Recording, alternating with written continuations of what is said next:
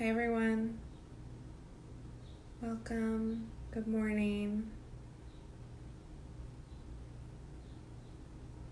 Hi everyone, welcome, welcome, good morning. This is our fourth Charla of the series. Just waiting for Perry to request in. Hi everyone, we'll give everyone a couple of minutes to trickle in. Give everyone a couple of minutes before we begin. Hi everyone, Alana Hernandez, the Curatorial Fellow here at NCASD. Hi Perry. Hello, Alana. How are you? I'm good. Good morning. We'll give everyone a couple of minutes to trickle in, and while I do that, I'll do just brief introductions. I'm Alana Hernandez. I'm the Curatorial Fellow here at NCASD. Today is our charla with Perry Vasquez, who I'm thrilled to invite to talk about his work in the exhibition To Tame a Wild Tongue, Art After Chicanismo. The exhibition is online, and it is, you can see it at mcasd.digital. Before I begin, I just want to take a moment to acknowledge that from my office here in Sherman Heights, San Diego, I am on the traditional territory of the Kumeyaay. So let's do I'll read Perry a quick bio for you. And just a reminder for everyone, we hope to save questions at the end, so please do use the Q&A box. It's that little question mark box below. Make sure to ask any questions you might have, and we will answer them at the end. So brief bio. Calling from aspects of Chicanx art and popular culture, Perry Vasquez installations and prints embrace a working class sensibility that is defiant yet humorous. Installations by the San Diego-based Vasquez underscore ongoing tensions related to citizenship and migration. So I'm super thrilled that we have two different and distinct examples of your work in the exhibition.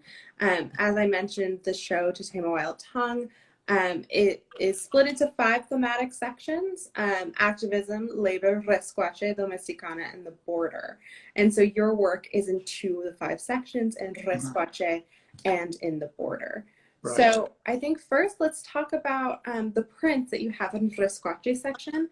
And these prints are from the 90s. And I know that we discussed them, for some time, that you had gone to school at UC San Diego early in the 90s. And there's this fun story that you had while there was a leaking Hyundai, and you were just so thrilled by that. And then these kind of came to fruition, right? Yes. Yeah. Well, let me, sure. There's a funny anecdotal story. Let me give you a little background before I actually tell that story. So I was I had finished my graduate studies, and I was, for those of you who have been through that experience, know that pause between completing your studies and launching a career is kind of an odd moment. And so I was really looking I was wide open for a new path forward, Alana, if you can imagine that. Right. And my antennas were out. So I was ready for something, but I didn't know what it was. I have to say, though, I was primed by something I had read by Alan Capro. It was an essay he had written. It was a strange essay. He talked about a performance he did with a friend of his where they cleaned his kitchen floor with their saliva and toothbrushes. Right. And that was, so that stuck in my mind, as you can imagine. And I think that the word leakage was a term that he used in the essay. So that was floating out there. And one day I was, going into my car, an old Hyundai, kind of reaching the end of its life. And it had been leaking oil. And, that's one of those things that you just don't want to acknowledge, when your car problems are. So I walked out one day, and there was my car, and I saw this pool of oil spreading under my car. And I recalled Alan's words, and I thought, what, maybe this is an opportunity rather than just a headache, a bill that I'm going to have to pay. So took my car down to the mechanic and had him empty the oil out, put it in a jar for me, and I brought it home and I started experimenting with it in this series of drawings. Yeah, that's incredible. And I think it speaks a lot too. So like I said, these prints are part of the Rasquache section. And I think this definition, which I hadn't provided yet, I apologize. It's really this kind of vernacular that is cultivated by Chicanx communities. And it speaks to, car culture. Certainly it is evoked in car culture, but then certainly the tenacity of these communities to use and utilize and employ aspects that are integral and part of the community. In this way, you're using oil, and it really speaks to this kind of ongoing exploration using everyday materials, right? To be really to work through and use materials in ways that perhaps we wouldn't have thought of them. And I think what's really interesting is that you name this series, Series 9 from Azatlan, right? And so again, you're kind of evoking this homeland that is so part of the Chicanx experience, which I think is really interesting. But yeah, Plan 9 Aztlan, which is, people who are into incredibly strange films will recognize it as the story of a very well famous but not very well made movie called Plan 9 from Outer Space. So I was trying to make a link there between popular culture and Chicano Rasquachismo. Right. Yeah, and I think that connection is a super important connection that we'll see throughout your work, but then certainly as we go into the 2000s for your installation works. But you bring up science fiction, which I think is important, right? So in this oil print, we see these kind of alien-esque figures that are around a crucifixion scene, right? But then certainly in the secondary print, which I'll show in just a second, there are more kind of alien. So I know that you're interested in this idea of science fiction, but then certainly the word alien, right? Yes. So if you can explain. Well, it was partially an interest in popular culture and film. It was also partially messages and signals that were being sent through contemporary media at the time. And so throughout the 90s, I was interested in connecting Chicano culture with science fiction, mostly based on my reading of a book by Vasquez called La Raza Cósmica. Right. I'm sure a lot of people know that book if they haven't read it, but it was kind of an attempt, late 19th and early century, an attempt at imagining this mestizo population that was becoming politically powerful in Mexico and trying to provide a narrative for it that would link it to history, but also give it some sort of forward vision. So as I was exploring those themes in the early 90s and into the later 90s, anti-immigrant politics started raising their heads in California, and Proposition 187, for those people who remember the 90s, was quite a large issue in state politics. So then illegal aliens from outer space, well, it was just too good to pass up. So I had to deal with it. I had to play with it. Yeah, I think that is really, this is the second print, titled Jalapeno, but not in the way that you would think is the traditional spelling.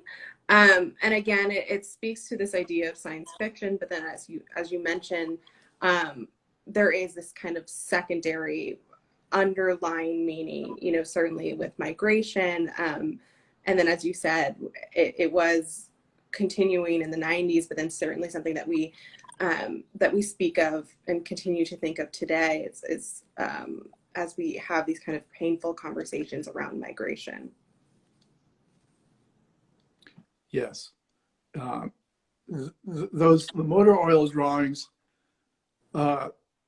really branched off into two different directions, Alana. There were a series of them, and the museum has pieces from both of those branches. Right. But one branch was exploring these. Basically, they were stills from science fiction movies, and I was transposing them into a kind of into a Goya-esque frame, Los Caprichos, disasters of war, things like that. But and there are a lot of visual puns and verbal puns and things going on in those drawings. And then there was another branch of those drawings that were a lot freer and looser. And I was treating them more as improvisational drawings. So at the time I had numerous Xerox copies of iconography and imagery that were inspiring me at the time, and they were scattered all over the studio floor. And so I would just pick one up at random and then draw it onto, or paint it onto the canvas with a brush and motor oil, and then I would pick up another one and try and build a composition as I was going. So there was a kind of a tension between the careful composition on the one hand and the sort of the freeform improvisational nature of the other drawings that I was doing for that series. Yeah, that's really interesting. And I know that you spoke when we first talked about this series that you had completed them in the time in the 90s, but then you were also working with or around the Centro de la Raza in San Diego. And so I wonder if you want to talk about the prints and then just the time that you were working and what that was like. Okay. So I was about the time that I finished, well, right after I finished graduate school in 1991, I went down to Centro Cultural de la Raza in Balboa Park. And at that time, Larry Baza was the director and Patricia Chavez was the head curator. So I just went down and basically cold called and went down, knocked on the door and introduced myself and said, you know, I'm an artist. I just finished my studies. I have ideas. I'd sure love to get involved. And so they invited me into the Centro. And then so I was there for about 5 years, I think, 5 years. And I eventually ended up being given the ability to curate shows. And I curated 2 or 3 shows at the Centro at that time. And one of those shows was called Plan 9 from Aslan. So that earlier title was also the title for a show at Centro. That's great. And so you showed these early drawings there at that time, correct? Yes, and that's true. But there were a number of other artists that I invited to exhibit. A number of those artists were artists I would consider contemporary Chicano artists. Right. But I also reached out to the community because I wanted to involve lowrider culture. So I started going to lowrider shows, and I met, I was really more, not so much in the cars, but interested in the clubs that were customizing Schwinn bikes and the clubs that were taking up scale models of cars, plastic models of cars, and customizing them into lowriders. So they were miniatures. And so it was an attempt to merge high and low, which was a theme in the 90s. Totally. High and low culture. It was an attempt to pull back the curtain, not pull back the curtain, but bring these kind of these local networks of fathers and sons and uncles and grandfathers and nephews who were collaborating on all these different, what I would call them, industrial craft practices, right? You know, and bring them into Centro alongside of artists who are working with more contemporary materials and contemporary themes.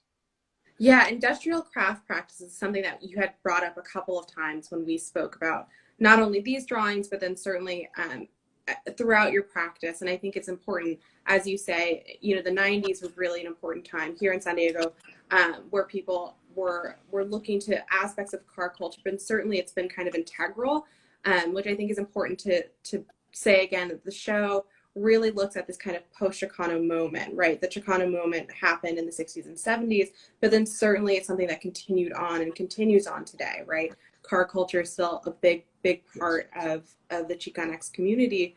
And so I think it's so interesting that it continually comes around this industrious vernacular that you're using and you're recalling over and over. Exactly. It's an expression of the Baroque. I mean, to put it in contemporary art terms, you know, curators look at that and look at that culture and they go, it's Baroque, you know, so it kind of fits into art history through that door. But I don't know that the people who are making lowriders think of themselves as working in that mode or that idiom. But it's undeniable that the richness of the materials and the shininess of the surfaces and all the things that you could expect in Baroque art or the churches of Mexico, it's all distilled into into car culture and all of the kind of the other offshoots, you know, the bikes, the miniature bikes and the scale models and things like that. It's an expression of the very same aesthetic. Yeah, it's funny that you bring up art history. It's something that I think at this moment of grappling, right, that we're all talking about, you know, what is art history, the canon, et cetera. And certainly this is part of art history, right, that like we're trying to, I think the show, certainly artists like yourselves, it's important to recognize that this is art history. We're talking about it now. So yeah, we'll say that. But I Yeah, know, so go ahead. So hopefully that means that some of the work that was done in the 90s has had some effect on institutional perspectives on art history now. I will say, I mean, certainly for us, you know, it was my great treasure, my great joy to see these great works of yours in the collection, especially when I was coming around to organizing the show, which is completely collection based. So yeah, certainly I think it's something that our institutions are noticing, and certainly we have been noticing as part of our mission at NCASD. So I'm certainly thrilled by that. But we moved from the 90s, right, into the 2000s. And you are working in installations, right? And so this would have been kind of plastered across one wall in the galleries if this was in the gallery. And this this project, Keep on Crossin', is in collaboration with Victor Payan. And so there are a couple of different elements to this. There are lots of different elements. So I have, you know, small slides of each kind of snippets, but I think overall, I think what's really interesting is that we see, you know, it's made up of print, it's made up of monitos, right? These like kind of sculptural elements here that often, that, you know, is again like this poppy vernacular. It's made up of manifestos. And so I hope you can talk, yes, and as Catherine mentions, about 20 years ago, this was done, and it's still incredibly relevant to us today, right?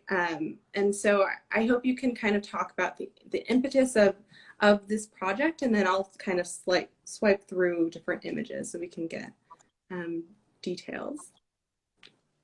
Yeah, well, thank you very much. It's very, very kind of you to say those words. It was a culture jamming project, you know, culture jamming, which is defined by Mark Derry back in the 90s as a strategy where artists go in and it's a kind of an appropriation of popular signs and images. And Victor and I, at the time, we hadn't collaborated, but we were friends, and something caught our eye was the California Quarter Centennial. And so the state was soliciting designs for the new California Quarter, which was going to be minted in the state. And so we thought, well, wouldn't it be funny if we did a prank design for the quarter? And so we cooked up this design and envisioned it on a coin. We eventually didn't end up submitting that. We ended up deciding to make it its own art project. Mm-hmm. And it started off as really a drawing of the campesino, the Keep on Crossing dude. And we put it on a patch, like a NASA patch, you know, mission patch that military members of the military wear or astronauts wear on their uniforms. So we had patches, and I think that was all we had at that point. And Victor said, you know what, let me write a manifesto. And at that, we had a show at Voz Alto when Voz Alto was downtown in 2003. And I said, okay, Victor, I'm literally, he decided he was going to write this manifesto an hour before the show was going to go up. So I went down to Bosalta to hang the show an hour before it was going to open. Yeah. And, I'm waiting for Victor. I'm looking at my watch, and finally, at 5 minutes after 7, 5 minutes after the show started, he walked in with this manifesto and hammered it to the wall. And it was amazing. I don't have the text of it in front of me, but it took him like 45 minutes to write. And I said, Victor, how did you write this so quickly? And he said, you know what? I've been writing this my whole life. So I said, okay, I get it. That's incredible. And it's in English and Yeah. Spanish, right? And and so these are should be hung like parallel to the installation. So this, like I said, it's really multifaceted in that way. I know you don't have, and it's, I put an image up here for you all to see that this is kind of like what it would look like on the wall. And yet we can't entirely see the text. No. Do you think you can tell us a little bit about what the manifesto is and how it kind of speaks to the project? Yeah, well, it was, Victor referenced Martin Luther King. He referenced any number of other manifestos, the Manifesto for Esperanto, and the Es Plan Espiritual de Aslan. So these are all the texts that were banging around in his head. And when he sat down at the typewriter or the computer, it all vomited out.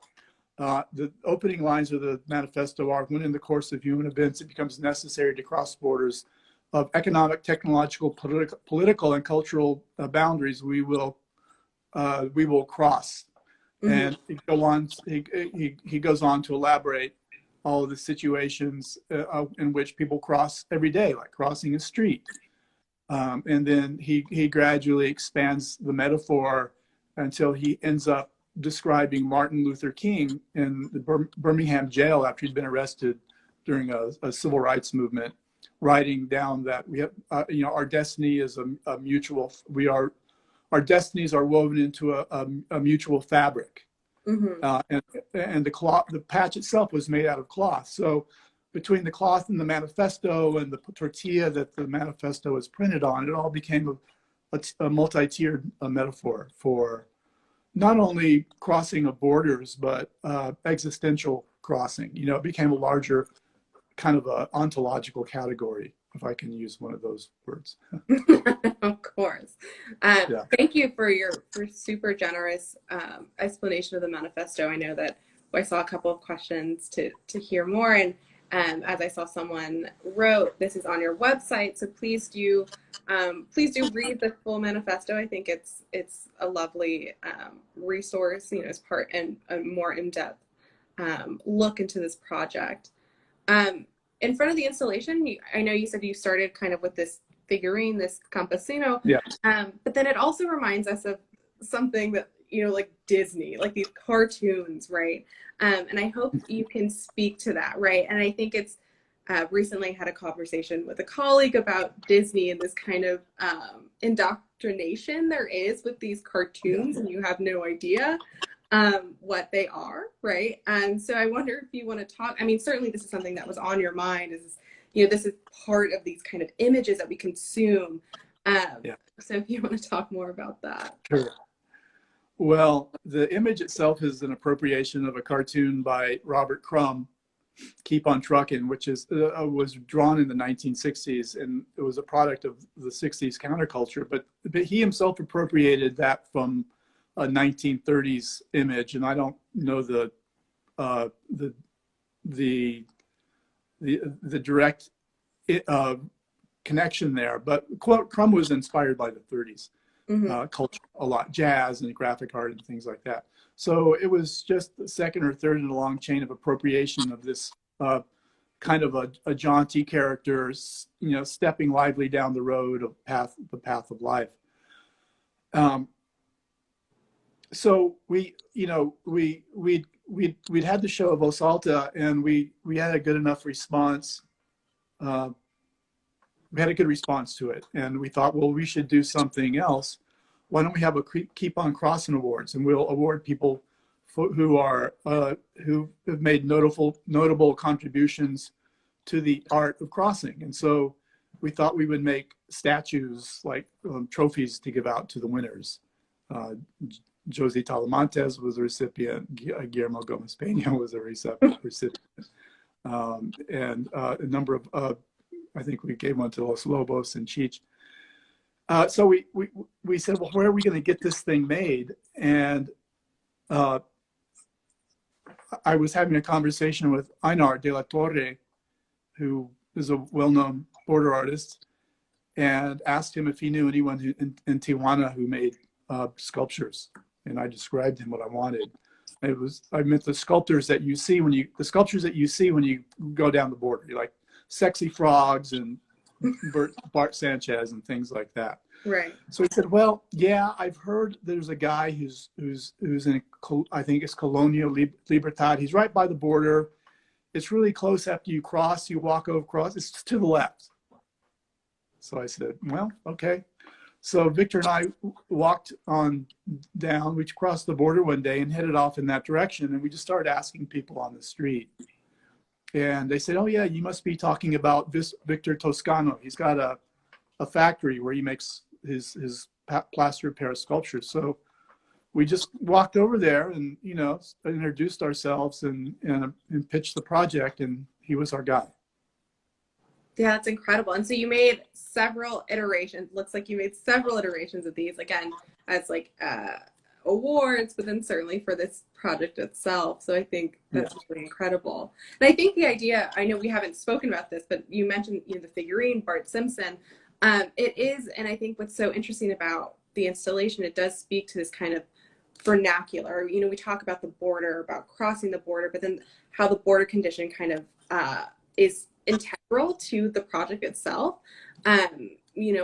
Bart Simpson is something that is from the United States and yet is consumed in Mexico, and it's this kind of like ongoing cultural clash that exists. And I think it's so interesting with the figurine itself.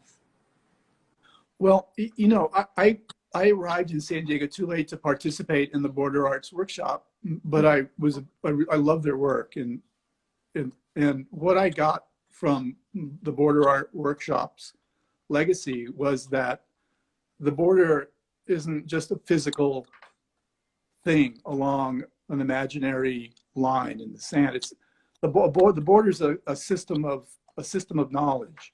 Right. And what I mean by that is that there are any number of networks and relationships through which expertise and knowledge circulate among various communities.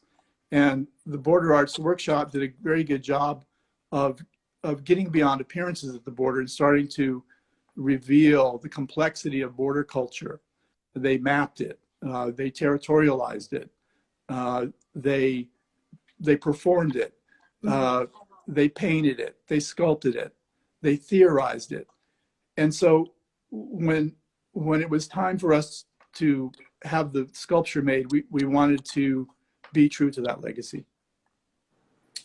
Yeah, I mean, that's such you put it so well about this kind of condition that is the border, and it's certainly something that has to be negotiated, right? And I think this project, but then certainly the artists that are in the show similarly negotiate what the border is, right? There are artists in Totemo that are not from San Diego, but they're from Tijuana. They work in Tijuana, and then what does it mean to have this kind of invisible line that has to be negotiated? It can't be ignored.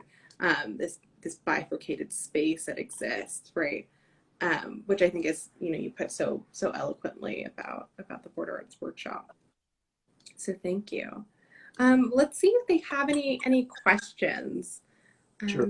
No questions yet, but I think we saw a couple of people in the chat writing a couple of things. I do wonder if do you have any other interesting stories to tell us about the installation? I know at the museum we've shown it a couple of times, and I am sad that I couldn't physically show it, but I think it exists online, and it seems to still translate pretty well. But certainly it would be lovely to see in person. Well, when you look at the way the posters are ordered, you can detect a kind of a symmetry to it. So I was trying to represent the farm worker's eagle. It's kind of, you can kind of see it. Yeah. No, that's great, because I know, as we see in this installation, we see there's different colored posters. Certainly in this example is one iteration of a poster. And you know, when we make decisions as curators how we install work, but it's, you know, it's interesting to see that you were aiming for this kind of farm workers eagle, which again is important to many Chicano artists, Chicanx artists that have throughout, you know, since the 60s. It's kind of been an emblem people march under, but something certainly that people return to. And I think it's like such a lovely harken back to the roots of the movement, right, from the 60s and 70s, and again how this continues to move forward. So that's an incredible tidbit at the end. Well, you know, I know a lot of artists in San Diego who lived through the Chicano movement in San Diego and who forged it. People like Victor Ochoa and Mario Torero and Robert Sanchez, and you know, those are the artists who really helped to create that historical moment. I didn't grow up in San Diego. My heritage was very different. Although I was born in Escondido. We moved to North Carolina when I was 7, and I grew up in rural North Carolina in an evangelical culture. Yeah. So I missed all that. So when I did move back to San Diego in 1987, I was aware of the conversation, but I didn't sort of have the same bona fides that these other artists did, because they were of the community and they had all these established relationships. So, you know, my take on the culture was I guess at something of a remove, not only generationally but geographically speaking. But that, you know, that was, they set the parameters for the conversation, so you couldn't really ignore it. Right. Yeah, that's interesting to hear about the different migration, because certainly I think this is an ongoing conversation now, that, you know, issues surrounding Chicanx, Latinx is not, you know, just here in California or just in New York or just in Texas, but it's, you know, it's a widespread conversation. And it was interesting to hear the movement could certainly, all of us move around, right? Certainly across borders, but across state lines, and you know what that is and what that movement does to oneself when negotiating certain movements or art making in this case. So that's go ahead, Barry. I have an idea. I have an idea for an interactive moment. Tell me. A collaborative piece of writing that maybe our audience would like to participate in. Okay. So I would like to encourage everyone to go into the chat feed and create an anagram. And the anagram would be a variation on the word vote, V-O-T-E. So the way you play the game is that you come up with a word for each of one of those letters. For instance, vatos over the Escalade. Incredible. Virgins of Trans Escondido. So if anybody wants to play that game, please put it in the chat feed and let's see if you're feeling poetic today. We'll see. We'll wait a little bit. Hopefully people will come in. But if not, I think the underscoring message for today before we sign off is certainly please do vote if you are able to, exercise your constitutional right, etc. Right? This is important. Views of the entertained. Thank you for participating. I do love that. I'm putting our audience on the spot. But maybe we'll wait a little bit. Visions of the Treacherous Empire. Wow. Incredible. Oh, I love it. That's a good one. I love that one. Well, while a couple more people write in, I just want to give a couple closing tidbits. First, thank you to Perry for his time and speaking with us. Certainly, in speaking about your work in To Tame a Wild Tongue. Everyone, please do see the exhibition at mcasd.digital. And please do follow Perry on Instagram. Follow us on Instagram so you're up with all of what we're doing. Today we close our art auction, so please do go see that on Artsy. And then, yeah, please come back next month. We have our last Charla of the series with David Avalos. So we're very excited, and that will be kind of the conclusion of To Tame a Wild Tongue. So Perry, thank you so much, and thank you everyone for participating in this last activity we had for you. Visages on the earth. I like that one. Vain oligarchs trembling every day. Now there's a sign of the times right there. Indeed. Thank you, Alana. Perfect to end on. Thank you so much, Perry. Yes. Thank you for your time. Bye-bye. Bye. I'll talk to you later. Bye, everyone. Bye. Thank you.